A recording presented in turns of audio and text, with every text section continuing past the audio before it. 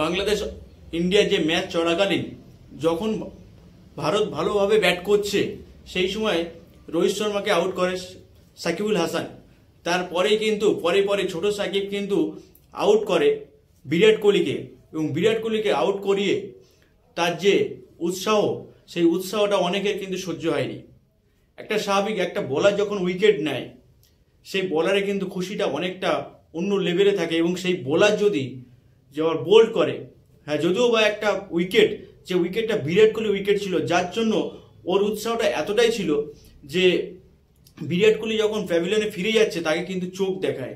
এটা হয়তো খারাপ জিনিস, একটা বড় প্লেয়ার, একটা মহান প্লেয়ার, তাকে কিন্তু এইভাবে একটা উদযাপন করাটা হয়তো বোলারের ঠিক হয়নি। কিন্তু আরেক দিক থেকে দেখলে এমন একটা সময় বাংলাদেশ উইকেটটা নেয় যেই সময় কিন্তু বাংলাদেশ অনেকটাই ব্যাকফুটে ছিল।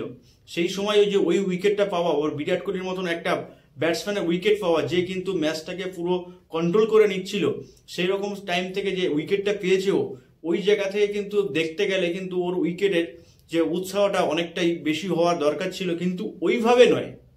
উদযাপনটা অনেক রকম ভাবে করা যায়, হয়তো বাংলাদেশ এর পর থেকে কিন্তু অনেকটাই শুধরাবে, বা এরকম উদযাপন না করাই ভালো। আর বাংলাদেশ অলরেডি যে ইন্ডিয়ায় 196 রানের টার্গেট দিয়েছে, এই 197 রানের টার্গেট, এই টার্গেট হয়তো বাংলাদেশ চেস করতে পারবে না, প্লাস 30, 35, 40 রানে কিন্তু বাংলাদেশ এই ম্যাচ হারতে চলেছে। এর থেকে বোঝা যায় যে বাংলাদেশ টি-20 ওয়ার্ল্ড কাপ 2024 থেকে কিন্তু পুরোপুরি বিদায় হয়ে গেছে।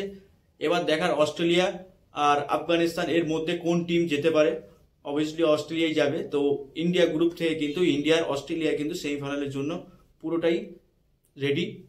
যদি ভিডিওটা ভালো লাগে অবশ্যই চ্যানেলটাকে সাবস্ক্রাইব করে দিও।